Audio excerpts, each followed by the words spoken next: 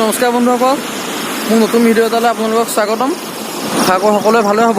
আজি আপোনালোকৰ বিশেষ বৰ ভিডিঅ' নহয়, মোৰ বাইকখনক লৈ ভিডিঅ'। মোৰ লগৰ কেইজন মানে সুধি আছিলে, তাৰপিছত মোক ইউটিউবত কমেণ্টো কৰিছিলে, য'ত মানে MT-Bখনৰ অলপ ৰিভিউ দি দিবলৈ কৈছিলে। মানে পাহৰি থাকিলোঁ ভিডিঅ' দিবলৈ।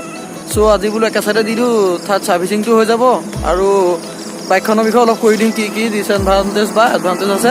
আৰু ভিডিঅ'টো আপোনালোকৰ অলপ দীঘলেও হ'ব পাৰে।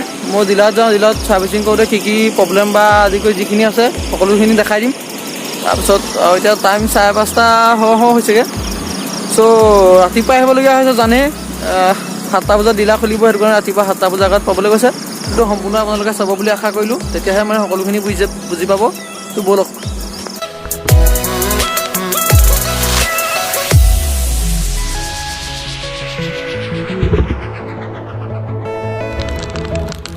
বৰষুণ আহিলেই, ঘৰত ৰেইনকোটো আনিবলৈ কৈছিলে, নানিলোঁ। এতিয়া তেতিয়া গৈ থাকোঁ, ব'লক।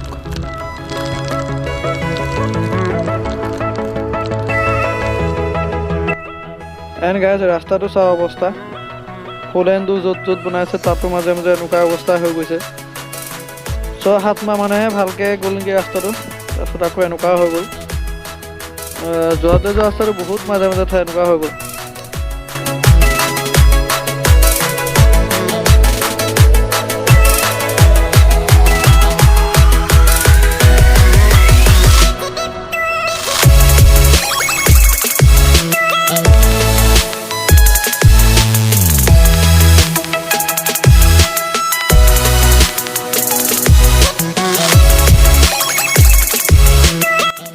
তো যেন তেন য়ামাহা জিলাটো পালোহি।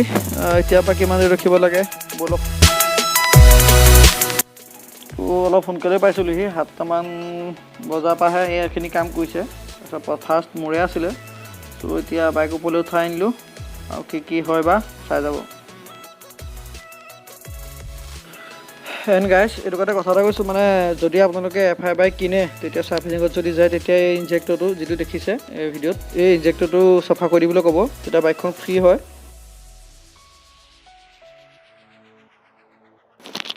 ছাৰ্ভিচিং ৰুমত এইখিনি বাইক বহুতেই আছে। তাৰপিছত আজি বাৰু অলপ মানুহ কম আছিলে কাৰণে ভালেই হ'ল, সোনকালে পাইছোঁ ফাৰ্ষ্টতে। তাৰপিছত এইপিনে এয়াৰ ফিল্টাৰখনকো চফা কৰিবলৈ কৈছোঁ, চেঞ্জ যোৱাবাৰ কৰাৰ বাবে কৈ দিব আপোনালোকৰ যদি আহে, তেতিয়া এইখন এয়াৰ ফিল্টাৰখন চফা কৰি দিলে হ'ব। এখন ইমান লেতেৰা নাই হোৱা।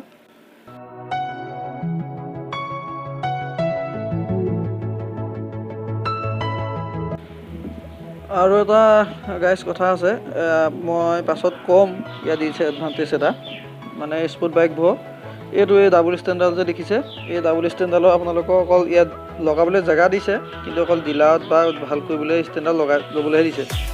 ইভাগে আপুনি এনি টাইম লগাই ল'ব পাৰিলেও আপোনাৰ স্পীড ব্ৰেকাৰত বা ইয়াত ঘাঁহ লাগে বুলি কাৰণে ইয়াত লগাব নোৱাৰি, কিন্তু আফটাৰ মাৰ্কেটত লগাব পাৰি বুলি কৈছে।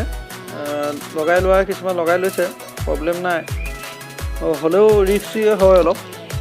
তো ইয়াত সেইটো কাৰণে ইয়াত লগাই দিবলৈ কাম কৰিবলৈ ভাল হয়।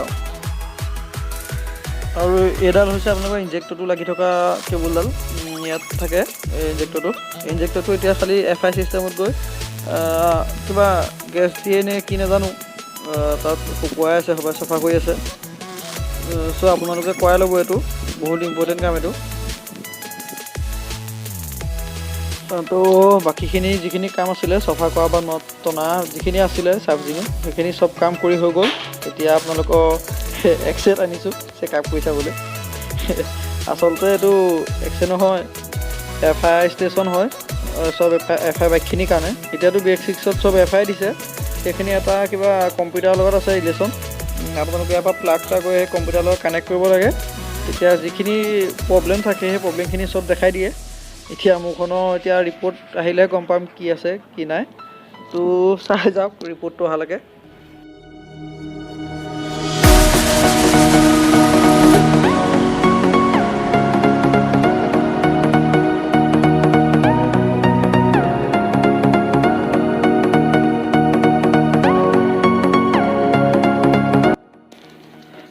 তো ফাইনেলি গাইজ ৰিপৰ্ট আহিলেগৈ, ৰিপৰ্টৰ ৰিজাল্ট নৰ্মেলে আহিলে। তো বাইকখনৰ মোৰ ভাগৰ এইবাৰ মেজৰ প্ৰব্লেমো একো নাছিলে। তো মবিল চেঞ্জ কৰাহেঁতেন অলপ প্ৰাইচ বেছি হ'লহেঁতেন। এতিয়া আপোনালোকৰ অকল ইনজেক্টৰ চাফা কৰা প্ৰাইচটো হৈছে 236। তো মেইনটেনেঞ্চ বৰ বিশেষ একো নাই, বাইকখন ভালেই আৰু ময়ো ঠিকেই পাইছোঁ। এণ্ড ইয়াত শেষ হৈছেগৈ।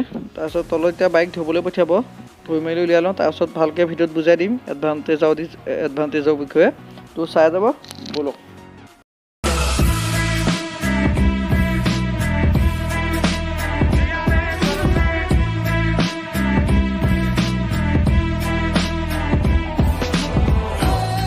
তো হে গাইছ, ছাৰ্ভিচিং কৰি পালোহি। 3 নম্বৰ ছাৰ্ভিচিংটো কমপ্লিট হ'ল আৰু এখনৰ লগত 4টা ছাৰ্ভিচিং দিয়া, তাই 3 নম্বৰটো লগাই এতিয়ালৈকে কমপ্লিট হ'ল। ছাৰ্ভিচিঙত বিশেষকৈ মেজৰ প্ৰব্লেম একো নোলালে। ইনজেক্টৰ চফা কৰাৰ কাৰণে যেনিবা কষ্টিংটা কিবা এটা খৰচ ল'লে। বাকীভাগে মবিল মই কেইদিনমানৰ আগত চেঞ্জ কৰাৰ কাৰণে আকৌ আজি নকৰিলোঁ মবিল চেঞ্জ। এখনৰ মেইনটেনেঞ্চ খৰচটো বহুত কমেই হিচাপত চাবলৈ গ'লে। এয়াৰ ফিল্টাৰ বা বাকীকেইটা বস্তু চেঞ্জ কৰিলেহে কেইটামান পৰেগৈ, কিন্তু প্ৰত্যেকবাৰ চেঞ্জ নকৰিলেও হয় আপোনালোকে এয়াৰ ফিল্টাৰ। তো আৰু এডভান্টেজ কি আছে বাইকখনৰ অলপমান কৈ দিছোঁ, ব'লক ভিডিঅ'টো চাই যাব। আৰু কথা এটা ক'লে থাকি গ'ল, এতিয়াই কৈ দিছোঁ। মানে মোৰ এই চেনেলটো মিঠু ব্লগছ আছিলে, তাই নিজৰ নামটোকে দিলোঁ মিঠু ভৰালী বুলি। আপোনালোকে যদি চেনেলটো আকৌ যদি চাৰ্চ কৰে মিঠু ভৰালী বুলিয়ে থাকিব। মিঠু ব্লগছটো এতিয়া কাটি দিলোঁ, মিঠু ভৰালী দি দিলোঁ। তো আৰু যদি চেনেলটো এতিয়ালৈকে ছাবস্ক্ৰাইবো কৰা নাই, ছাবস্ক্ৰাইব কৰি ল'ব চেনেলটো। আৰু আপোনালোকে যিমান পাৰে এনেকুৱা ভিডিঅ' দি যাবলৈ চেষ্টা কৰিম। তো ভিডিঅ'টো চাই যাব আৰু। তো গাইজ ফাৰ্ষ্টতে এই বেক ট্ৰেকখন এইখন নলগালে মানে বেকত বহা মানুহজনৰ কাৰণে অলপ দিগদাৰ হয়। আৰু এই ছিটটো আপোনাৰ এই বেক ছিটটো অলপ হাৰ্ডো হয়, ৰাইডাৰ ছিটটোহে অলপ কোমল হয়, অলপ কমফৰ্ট। বাকী বেক ছিটটো পিলিয়নৰ বাবে অলপ দিগদাৰ হয়। চ' এক্সট্ৰা বেক ৰেক এটা লগাই ল'লে আপোনাৰ কমফৰ্ট হয় বহিবলৈ। তেওঁ ছিটটো মই এক্সট্ৰাকৈ মডিফাই কৰি বনাই থোৱা আছে স্পঞ্জ দি। আৰু এইপিনে আছে এই বেক মডগাৰ্ডছ এটা, মানে অলপ চুটি দিয়াৰ কাৰণে লুকছৰ কাৰণে, বোকা মাৰে হ'ব ওপৰলৈ। এই চোটা আফটাৰ মাৰ্কেটৰ এক্সট্ৰাকৈ বনাই ল'ব লাগিব এইকেইটাৰ কাৰণে। আৰু আগৰো এইখন দেখিছেনে অলপ চুটি হয় আগ চকাৰো। এণ্ড বাইকখনৰ লগত আপোনাৰ নেকেডত আহোঁতে বহুতকেইটা বস্তু নাহে, এইখিনি মই চব এক্সট্ৰাকৈ লগাই থোৱা টুৰিঙৰ কাৰণে। এইকেইডালো লগাই থোৱা আছে, বেক ৰেককেইডাল, এইডাল বেক ৰেকডাল, তাৰপিছত এইডাল টুৰিং ছেট টাইপটো লগাই থোৱা আছে, এইখন ফুট প্লেটকেইখন। তাৰপিছত এইপিনে চাইড গ্লাছকেইখনো এক্সট্ৰাকৈ মডিফাই কৰি লগাই থোৱা আছে। বাকী এডভান্টেজ চাবলৈ হ'লে বাইকখনৰ বহুত এডভান্টেজ আছে। মাইলেজৰ হিচাপত বহুত ধুনীয়া দিছে, পিক আপটো চাই পেলাই মাইলেজ আপোনালোকৰ বহুত ভাল দিয়ে এখনে, 40-45 দি দিয়ে। কোম্পানীৰ মতে 50 দেখায়, কিন্তু 50 নেদেখায়, 45-40 দি দিয়ে। এণ্ড গাইজ ফ্ৰণ্ট লুকছটোৰ কাৰণে বেছি বাইকখন ভাল লাগে, কিন্তু অলপ মানে ফেমিলিৰ কাৰণে যদি লয় হয় তেতিয়া অলপমান দিগদাৰ হয়, কিন্তু এক্সট্ৰাকৈ মডিফাই কৰি ল'ব লাগিব। বাকী টুৰিঙৰ কাৰণে বা চিটি আৰু ইভাগে কাৰণে ভাল কমফৰ্ট বাইকখন। তো বিশেষ একো নকওঁ, ভিডিঅ'টো আছিলে।